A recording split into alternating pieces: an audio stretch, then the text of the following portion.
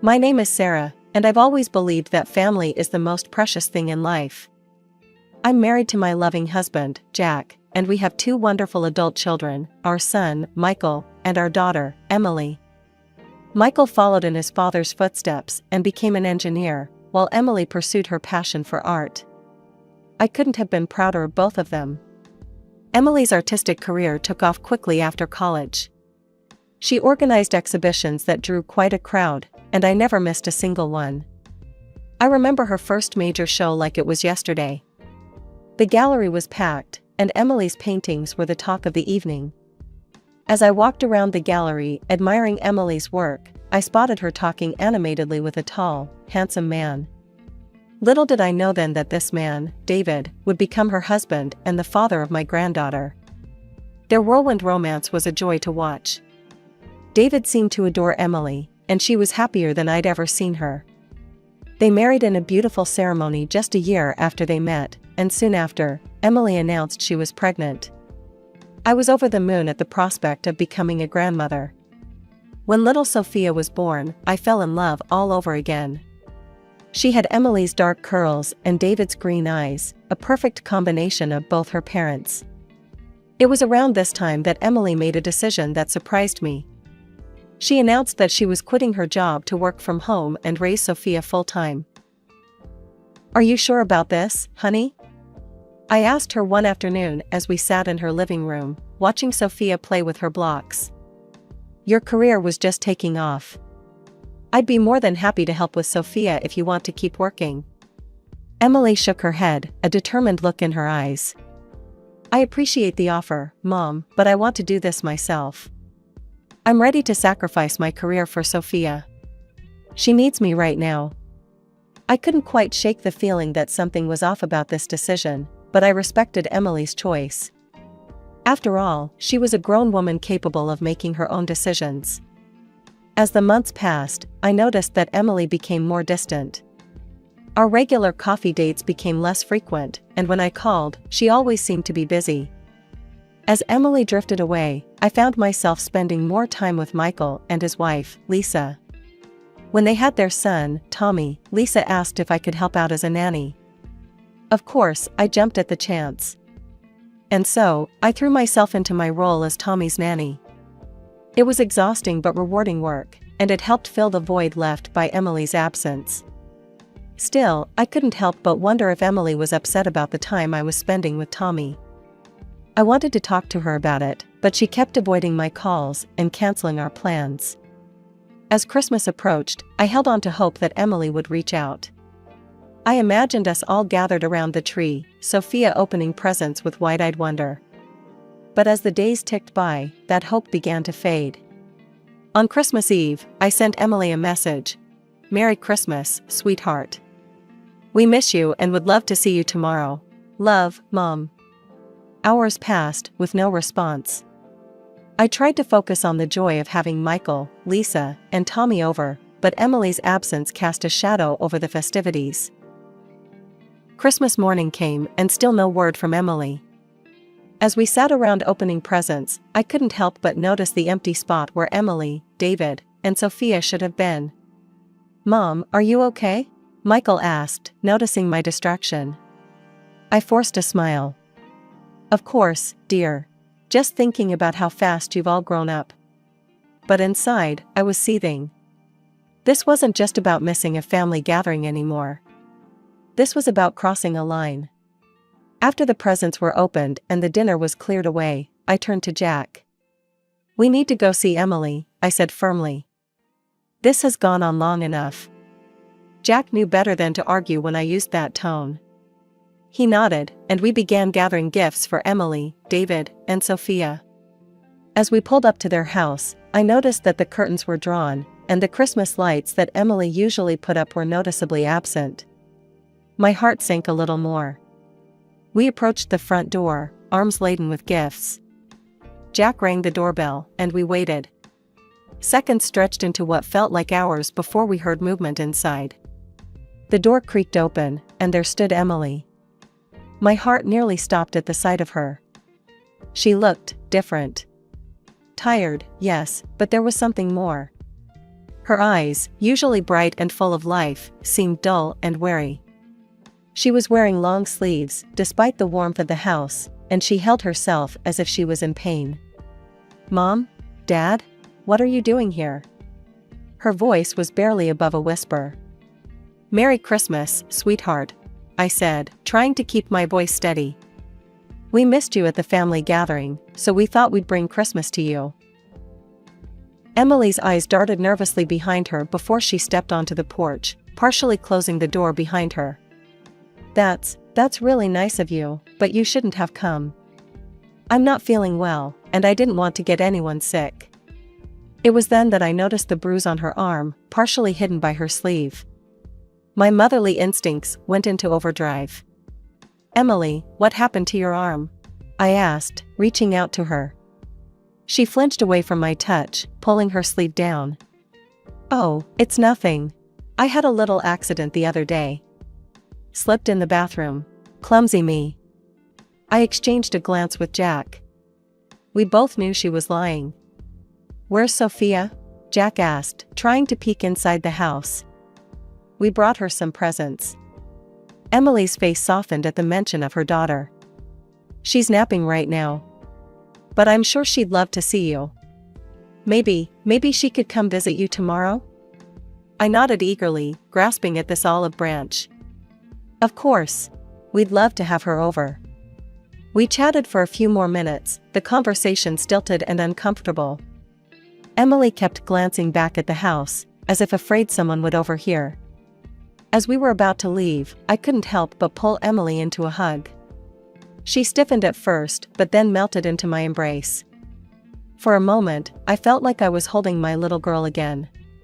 The next day, I woke up early, my mind still reeling from our visit to Emily's house. I busied myself in the kitchen, preparing Sophia's favorite foods and setting up some art supplies. Around noon, the doorbell rang. I rushed to answer it, finding Emily standing there with Sophia. My heart ached at the sight of my daughter, her eyes darting nervously as if expecting trouble. "Hi, Mom," she said softly. "Sophia's excited to spend some time with you." I knelt down to Sophia's level, opening my arms. "Hello, sweetheart. Grandma's so happy to see you." Sophia hesitated for a moment before running into my embrace. I held her tightly, breathing in her sweet, familiar scent. Emily handed me Sophia's backpack. "I've packed some of her things. I'll be back to pick her up this evening, okay?" I turned my attention to my granddaughter, determined to make the most of our time together. "Come on, sweetie. Let's go see what fun things Grandma has planned." We spent the afternoon drawing, baking cookies, and playing with dolls. It was wonderful to see Sophia laugh and play, but I couldn't shake the feeling that something was off. She seemed more subdued than usual, often glancing at the door as if expecting someone to burst in. As we sat coloring together, I decided to gently probe. "Sophia, honey, is everything okay at home?" Sophia's crayon paused mid-stroke. She looked up at me with those big, innocent eyes. "Mommy cries a lot," she said quietly. My heart clenched. "Why does Mommy cry, sweetheart?" Sophia shrugged, returning to her coloring. "Daddy yells at her. He says mean things." I tried to keep my voice calm, even as anger and fear surged through me.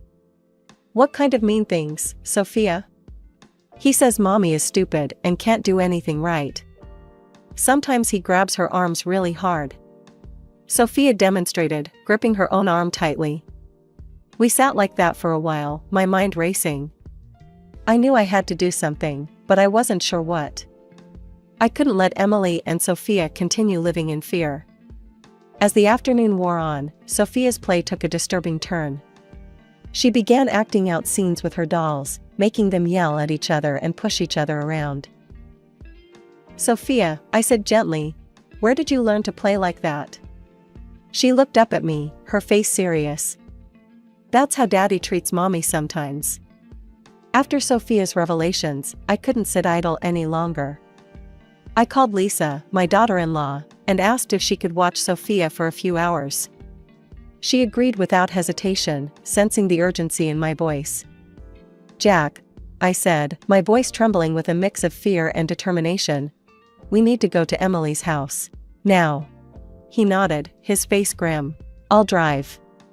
The ride to Emily's house was tense, filled with unspoken worries. As we pulled up to their street, I suggested we speak to the neighbors first. Maybe they've heard something, I reasoned. It could give us a better idea of what's really going on. We approached the house next door, and a middle-aged woman answered. Her eyes narrowed as we introduced ourselves as Emily's parents. We're concerned about our daughter, I explained. Have you heard any disturbances from their house? Any arguments or screaming? The woman's face hardened. I haven't heard a thing, she said dismissively. They seem like a perfectly normal couple to me. Her arrogant tone set my teeth on edge, but I thanked her politely. As we walked away, Jack squeezed my hand reassuringly. We were about to knock on Emily's door when we heard it, David's voice, raised in anger. Why did you let Sophia go to your mother's? You know, I don't like her spending time there. My blood ran cold. Jack and I exchanged a look of horror before I jabbed the doorbell, my heart pounding. The shouting abruptly stopped. Moments later, David opened the door, a pleasant smile plastered on his face. Sarah, Jack, what a surprise. What brings you here? He asked, his voice eerily calm. I peered past him, my eyes widening as I saw Emily struggling to her feet. Without a word, I pushed past David and rushed to my daughter's side. Emily, sweetheart, are you all right? I asked, checking her for visible injuries. She nodded weakly, avoiding my gaze. Anger surged through me as I turned to face David. How dare you treat my daughter like this? I hissed, my voice low and dangerous. I know what's been going on here, and I won't stand for it any longer. David's facade cracked for a moment before he regained his composure. I think you've misunderstood, Sarah. I'm simply trying to raise my wife properly. She can be quite difficult sometimes, you know. Raise her? I spat. She's your wife, not your child. And there's nothing proper about abuse. David's eyes narrowed. Why don't we ask the neighbors? They'll tell you everything's fine here. In that moment, I realized the horrifying truth. The neighbors were complicit in this abuse, turning a blind eye to Emily's suffering. I think it's time for you to leave, David said coldly. I need some time to cool down. We can discuss this misunderstanding later. Before I could protest, he was out the door, leaving us alone with Emily. As soon as he was gone, Emily broke down. Through her tears, she began to reveal the full extent of her ordeal. David had forced her to quit her job, isolated her from family and friends. He controlled her every move, checking her phone and taking away her car. He told the neighbors I was a bad wife and mother, she whispered. That he was raising me to be better. They all believed him. I became an outcast in my own neighborhood. My heart shattered as I listened to my daughter's pain. I held her tightly, vowing silently that I would do whatever it took to get her and Sophia out of this nightmare. He's gone to get more alcohol, Emily said, fear creeping into her voice. He'll be back soon. As we began to plan our next move, I knew we were in for a fight. But looking at my daughter's bruised but hopeful face, I knew it was a fight worth having. No matter what it took, we would free Emily from this cycle of abuse and bring her home where she belonged. I turned to Emily, my voice firm but gentle. Sweetheart, I want you to pack your things and Sophia's. You're coming home with us. Emily's eyes widened with a mix of hope and fear. But Mom, what about David? He'll be so angry. Jack stepped forward, his jaw set with determination.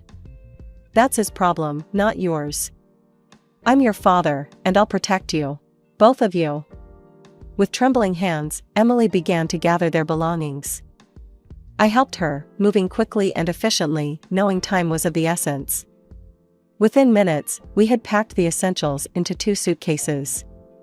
As we left the house, I could hear murmuring voices. A group of neighbors had gathered near the gate, their eyes following us with disapproval. An elderly woman stepped forward, her face pinched with judgment. You should be ashamed, she spat at me. You've raised your daughter poorly. She should be grateful that her husband tolerates her and takes care of her and the child." Anger surged through me. Without a word, I gently took Emily's arm and pushed up her sleeve, revealing the dark bruises that mottled her skin. "Is this what you call taking care?" I asked, my voice ringing out in the sudden silence. "Would any of you like to be raised like this?" The neighbors' faces flushed with embarrassment, and they quickly dispersed, avoiding eye contact.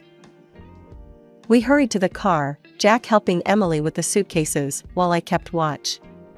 Just as we were about to leave, I spotted a familiar figure running towards us. "David," I gasped. He was red-faced with rage as he reached the car, immediately grabbing for Emily. "What do you think you're doing?" he snarled. Before I could react, Jack was there, pushing David away from the car door. "Don't you dare touch her," he growled. "Stay away from my daughter." David's eyes darted between us, his fists clenching and unclenching at his sides. The situation was escalating quickly. "We need to call the police," I said, pulling out my phone with shaking hands. As I dialed, Jack ushered Emily into the car. We quickly locked the doors, our hearts pounding as David circled the vehicle like a predator. "You can't take her," he shouted, kicking the car in frustration. "She's my wife." I spoke calmly to the 911 operator, explaining the situation while keeping an eye on David's increasingly erratic behavior. Emily sat in the back seat, her face pale with fear. "It's okay, sweetheart," I reassured her. "The police are on their way. We're going to be fine." Minutes felt like hours as we waited, David's shouts growing more desperate. I could see neighbors peeking out of windows, witnessing the scene but doing nothing to intervene. Finally, we heard sirens in the distance. David's face contorted with panic, and for a moment, I thought he might try to run. But he stood his ground, a defiant look in his eyes as the police cars pulled up. The arrival of the police brought a momentary sense of relief. Officers quickly assessed the situation, examining Emily's visible injuries and taking statements from all parties involved. The tension in the air was palpable as David was handcuffed and placed in the back of a police car. "He'll be detained for a few days while we investigate," one of the officers informed us. "We'll need you to come to the station to provide a formal statement, Mrs. Thompson." Emily nodded, her voice barely above a whisper. "Okay." The next few days were a whirlwind of activity. Emily bravely recounted her experiences to the police, her voice growing stronger with each retelling. I stayed by her side, offering support and corroborating her story where I could. However, our hope for a quick resolution was dashed when David's lawyer presented a united front of neighbors all claiming that Emily and David had a perfectly normal relationship. "She's always been dramatic," one neighbor testified. "David's a saint for putting up with her." Their words made my blood boil, but I reminded myself to stay calm for Emily's sake. Determined to prove Emily's innocence, we agreed to a lie detector test. I held my breath as she answered question after question, her voice steady despite the stress. When the results came back confirming her truthfulness, I felt a surge of vindication. A psychological evaluation followed, revealing the depths of Emily's trauma. "Your daughter is suffering from severe depression, likely stemming from prolonged domestic abuse," the psychologist explained to me privately.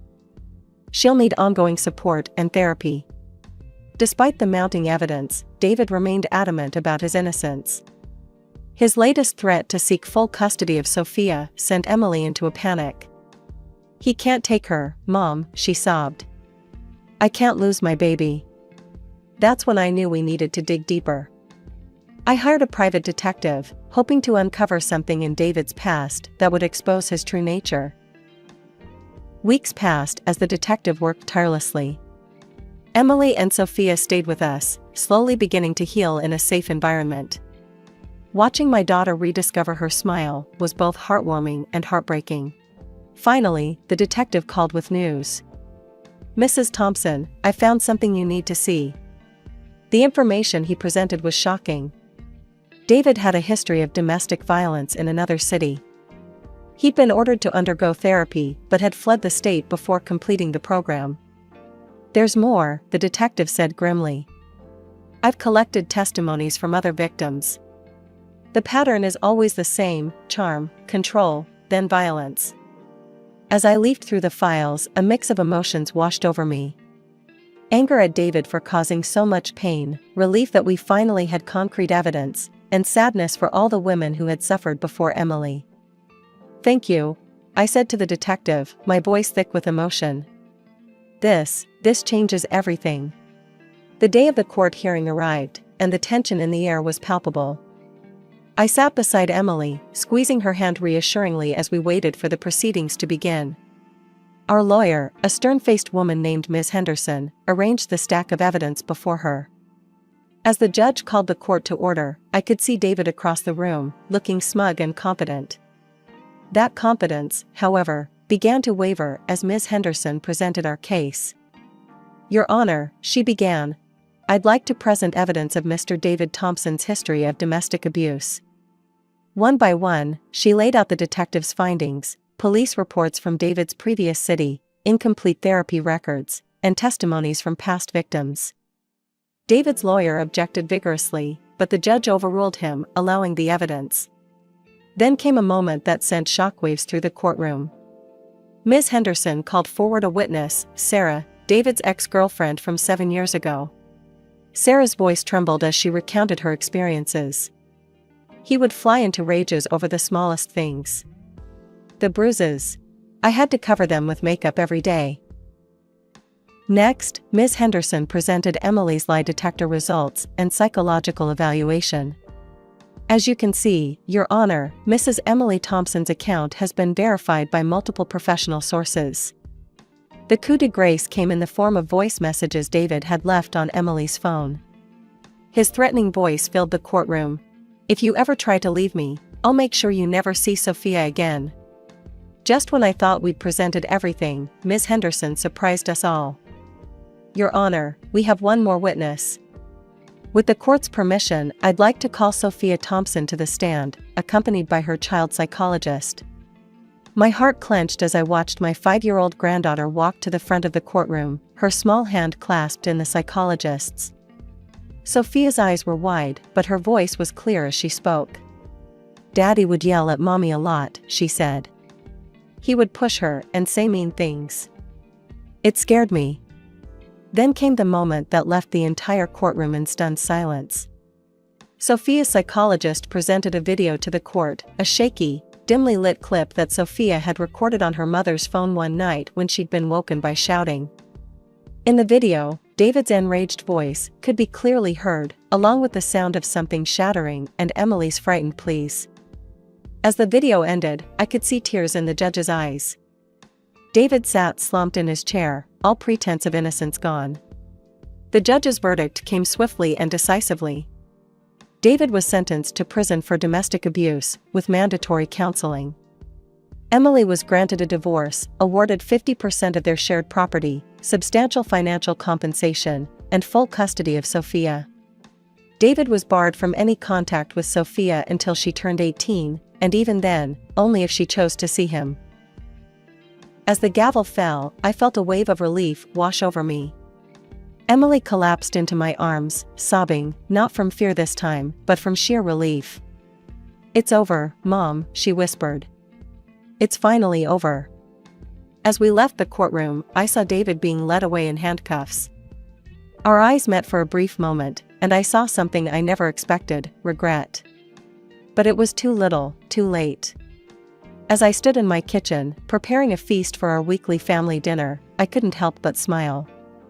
The house was filled with the cheerful noise of my grandchildren playing, the aroma of roasting chicken, and the gentle hum of conversation from the living room where Emily and Michael were catching up. It had been 6 months since the court hearing, and the change in our family was palpable. The dark cloud that had hung over us for so long had finally lifted, replaced by a warmth and joy that I had feared we might never experience again. Emily and Sophia had moved in with Jack and me after the trial. At first, I worried it might be challenging for all of us to adjust, but those fears quickly dissipated. Having them close allowed us to provide the support and love they needed to heal. Sophia, my brave little granddaughter, was making remarkable progress. The nightmares that had plagued her in the early days after leaving David had become less frequent. Now, more often than not, I would hear her giggling with her cousin Tommy as they played elaborate make-believe games. "Grandma, look," Sophia called out, running into the kitchen with a drawing in her hand.